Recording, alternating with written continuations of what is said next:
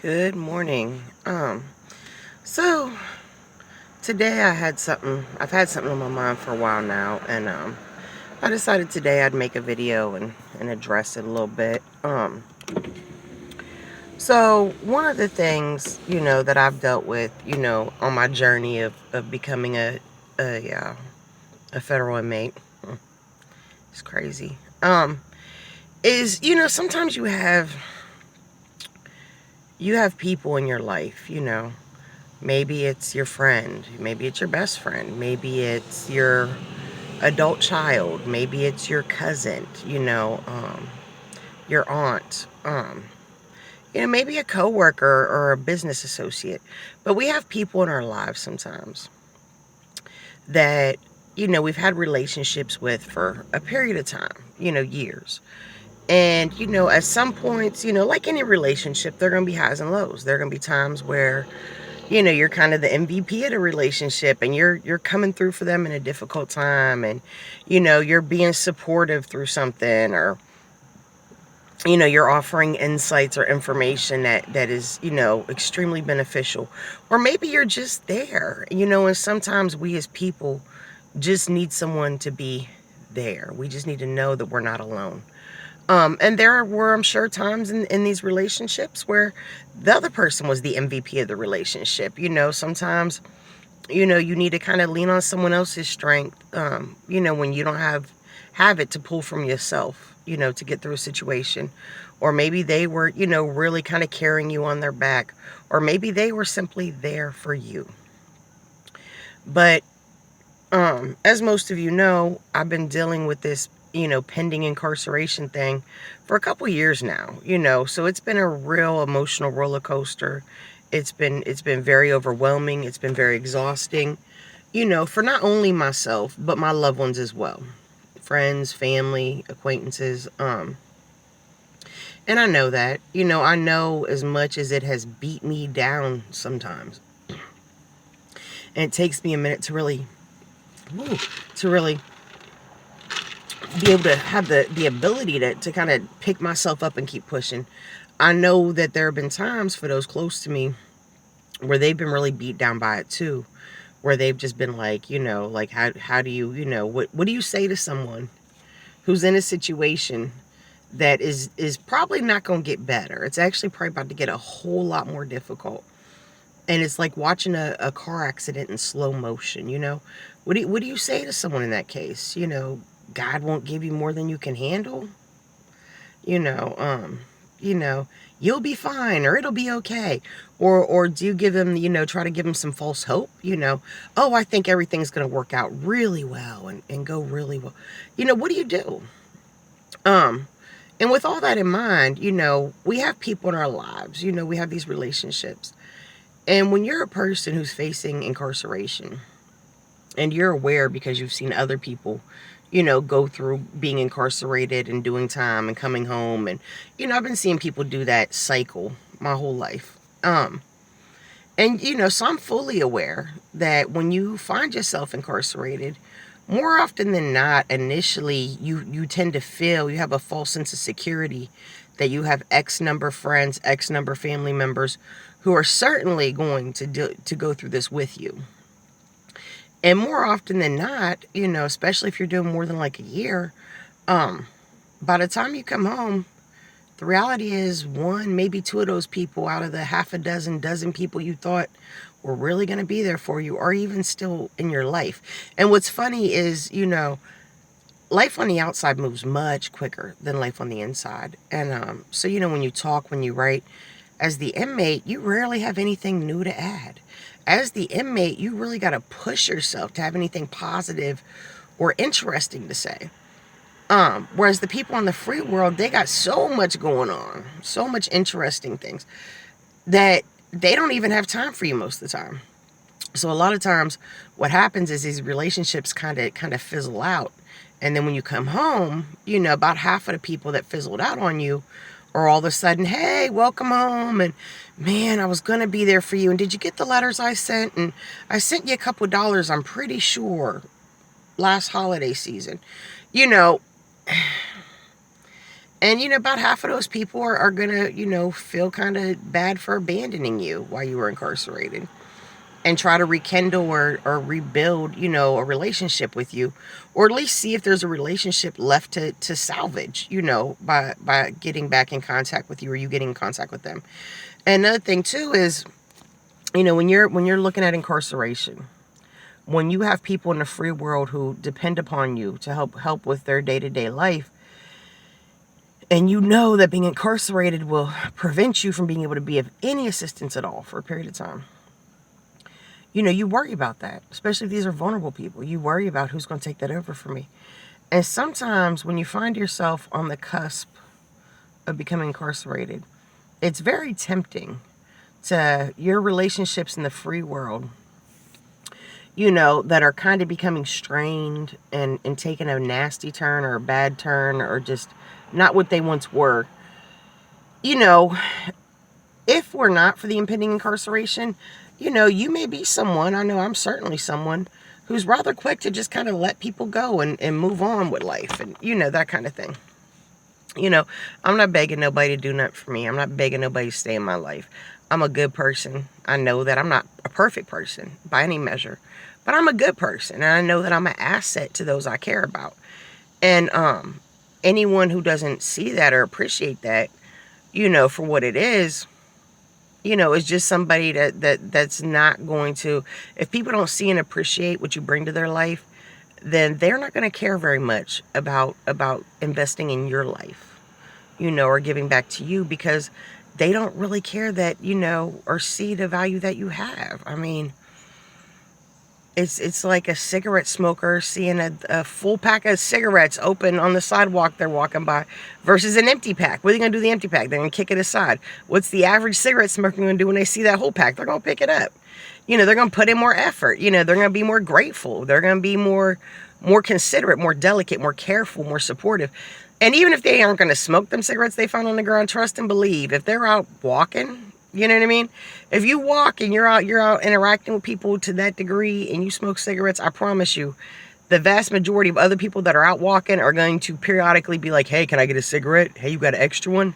Hey, let me get one of those. Hey, can I buy one off you? So if nothing else, you're going to pick up that pack to give and or sell to the other cigarette smokers who are also walking. So, but when people in your life view you as the empty pack of cigarettes, I tend to not stick around for that. I'm real big on being grateful to folks because I know nobody owes me nothing in life. But one of my pet peeves is I hate feeling unappreciated. It's a real ugly thing. It takes me to an ugly place mentally. And I just don't deal with it.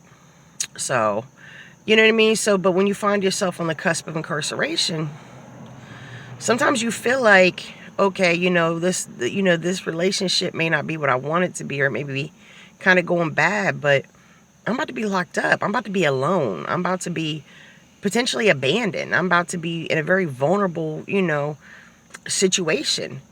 And you think to yourself sometimes, maybe I should put up with a little more crap than I normally would from folks.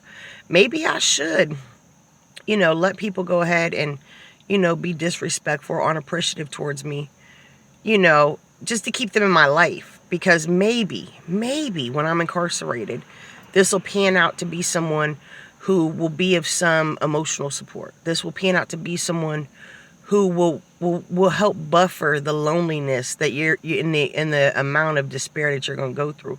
Maybe this will be someone who will put a few dollars on your commissary and and help you survive. Maybe this will be someone who, while you're incarcerated, is of some assistance to your loved ones in the free world, in your absence, which is such a huge thing for anyone to do.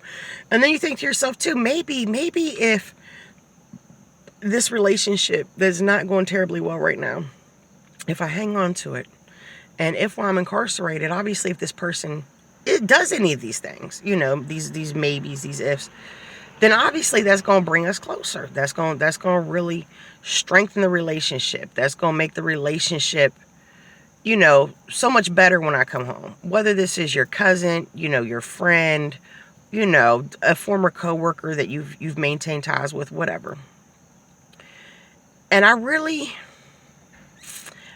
don't know how I feel. Like, I don't know if I feel like I should hold people to the same standards leading all the way up to the day of my incarceration. You know, if you're disrespectful, if you're unappreciative, if you are, and none of us are perfect, we all may periodically be these things, but I'm talking about like on an ongoing basis or a consistent basis for a while. You know, if you don't motivate me, if my relationship with you doesn't motivate me or make me feel good about myself or whatever, you know, do you cut ties like you would if you wasn't going to prison? Because of course you do that, because in the real world, in the free world, you're surrounded by a vast amount of people, most of which you probably don't even know, who could potentially, that slot that you emptied in your life by getting rid of that person that was just, it wasn't working out, you can replace them with someone else, and maybe that the next person will actually, you know, play the position you need them to or want them to. But when you go to prison, you know, your access to these extra people, you know, to kind of shuffle around or play musical chairs with in your life to really build for yourself the strongest support network, you know, motivation, just happiness, just to live your best life. You know, your ability to slide new people in and try them out to see how they fit in your life is pretty much removed. You know, so do you hang on to those relationships that are really just kind of fizzling out or not going anywhere or in a bad spot in the hopes that during your incarceration they will grow, they will get better, they will be what they once were, or what you want them to be or hope they would be? Or do you just let go? And then knowing that when you come home, you're kind of coming home with no social or emotional baggage, you know, I guess. Because if you hold on to these relationships ain't really going nowhere all the way up until your incarceration. And then when you're incarcerated, they continue to prove non-mutually beneficial. They continue to not do anything, you know, or next to nothing to be of assistance, to be a support, you know, to do for you what you would have done for them. You know what I mean? I think for me, it's always that whenever relationships kind of fizzle out or take a bad turn, is when I see, because I'm a decent person, and there are very few people I keep in my world, you know, and the few people I keep in my life, you know, the extents I will go, you know, to be there for them is pretty extreme, possibly a little abnormal. So when I see that I'm not even getting a moderate, a mediocre, a baseline, you doing for me what I would do for you without hesitation, or if I feel like I gotta beg you to do things for me that I would do for you without hesitation, I mean, you know, what if you hold on to those relationships, you get incarcerated, and that person is consistently, you know, unsupportive or whatever. Maybe they're worse. You know, maybe they tell you, oh, you know, I just sent you $30. And in your head, you're thinking, heck yeah, because I ain't got no food or shampoo. You know what I mean? This is going to be great. You know, in a few days, I'll be able to get some things I need. And then it never comes. And then you call them, hey, well, you know, I didn't get that. I think something went wrong. And then they go, oh, well, yeah, I meant to send it out or go to Western Union, but I didn't get there. And they keep procrastinating. And eventually it's just apparent that's just not going to happen, period. Or they probably shouldn't even have told you about it, because there's really no telling if it's going to be next week or next year that they're actually going to do what the heck they said that they already did initially or they were about to do. You know, and those kind of letdowns, which are nothing to people in the free world, you know, are huge to an incarcerated person. So I wonder too if holding on to these relationships that just aren't really what they should be right now, if holding on to them is just setting myself up for further frustration while I'm incarcerated. Maybe even at some point some resentment or some anger. Like, I don't want that. I don't want to be a person who kept themselves in a situation well beyond, you know, reason, and that turned into resentment. Like, I don't want to be a bitter person. That's not my thing. I proactively, you know, take a lot of measures in my day-to-day life and in my relationships, and even in looking at my own thought process to not be a bitter person. And sometimes, you know, you sit and you think, you know, if I was to cut out all the kind of mediocre, going nowhere, or all the, you know, it's taking a bad turn, it's not going well, relationships in my life before I go to prison, what am I really left with? And, you know, some people will tell you, I've known people who get incarcerated and they say, before you go to prison, anyone who is not like your best friend, someone you really know is going to do the right thing for you, or anyone who's not your spouse, if you got a boyfriend, girlfriend, you know, some fair weather friends, some acquaintance friends, whatever, cut all those people out of your life, because it's a miserable thing to do your time worrying about, you know, in the case of significant others, what people are doing in the free world while you're incarcerated, or in the case of friends and family, you know, what people aren't doing while you're in the free world, or in the free world while you're incarcerated. You know, they say it's a real hard way to do time, to do your time stressing over what the people in the free world in your life are or not doing. And I mean, I see the logic, and I think for some people that's the right way to go. But I don't know if it's the right way for me to go. You know, I kind of feel like I'm at a crossroads with some people in some situations, and I'm not really sure what's the smart, what's the morally correct, what is the clear conscious next move. I don't know. So let me know what y'all think. You know, especially those of you who have done time. You know, are you someone who feels that when people go, you know, they're going to lock up, that, you know, that they should cut ties with their significant other, or if they got some wishy-washy, you know, friendships, you know, should they just cut those out?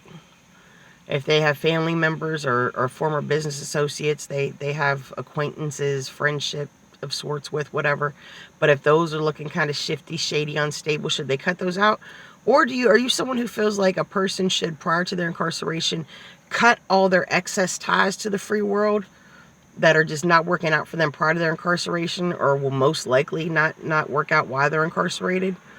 Or are you someone who feels like, nah, dig in, cling on to all your people as hard as you can, and, you know, the ones who actually do what they said they were going to do, or what you needed them to do, or what you would have done for them while you're incarcerated, you know, when you come home, those relationships will be 100 times stronger and just better moving forward, and you have more support.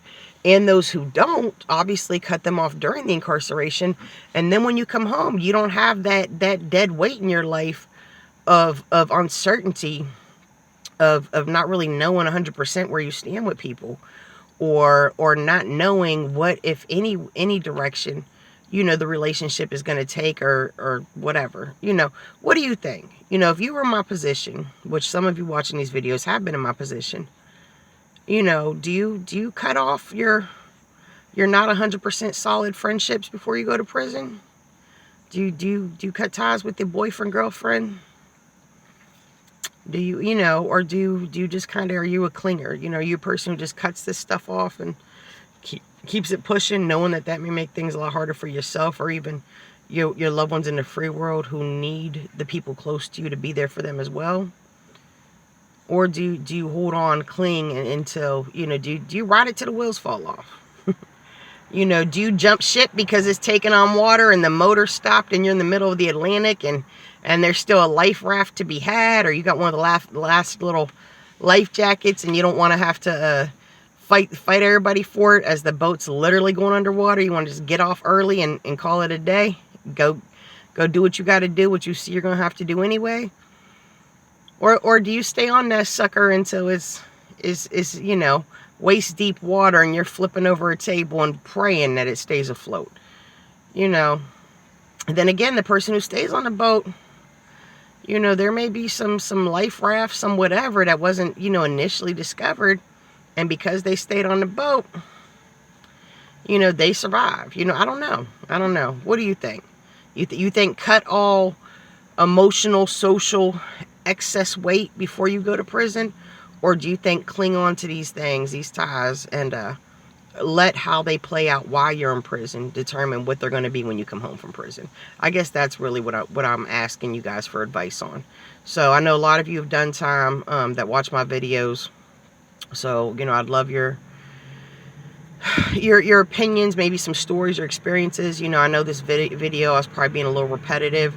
You know, I get like that when I'm in my thoughts. You know, I'm really kind of in my thoughts and trying to sort out my own situations, you know. And I got, what, 29 days till sentencing, so I don't got a whole lot of time to get my last minute affairs in order, so to speak. So what have you done, and did it work out for you or not? What would you do, hypothetically? What do you think you would do? Because I guess if you've never been in this situation, you really don't know what you would do. So, you know, so come on, folks. You know, I'm going to need y'all to pull through for me here. My Phoenixes, all 31 subscribers. I see you guys. I love you guys. I appreciate you guys so much. Sometimes when I feel alone, which I'm very much going through a lot now, I just think there are 31 people on this planet who want to take time out of their day and know what I'm going through. And that makes me feel special. As sad as that may be, I guess, to some, but it is what it is. So let me know what y'all think. So, as always, if you like the video, you know, feel free to subscribe. If you want to get notifications as new videos drop, then hit the notifications bell. Select all not personalized. As you all know, in 29 days, we will find out how long I'm going to be incarcerated for. And probably shortly after that, I'll be starting my incarceration. So from that point forward, I will not be able to make videos, respond to anybody, do anything internet related until I'm at least in the halfway house. That could be a period of months, that could be a period of years. So if you want to see my videos leading up to my incarceration, and then my videos as once I get out of being incarcerated, I'm in the halfway house and re-entering the free world and that kind of thing, you know, go ahead and hit that notifications bell so you see those. So thank you all for listening, for being there. You know, y'all are, I kind of feel like a crazy person. I kind of feel like I'm talking to imaginary friends here, but I know y'all are real. So, you know, but thank y'all for being there for me, because as you see, I'm in the car in a abandoned parking lot, you know, just kind of venting and you know, reaching out, and you know, I could definitely use a little support right now. So, but yeah, let me know what y'all do in my situation, or what you have done, and if you have done it, how it panned out for you. So, good day, God bless, and fly high, my Phoenixes.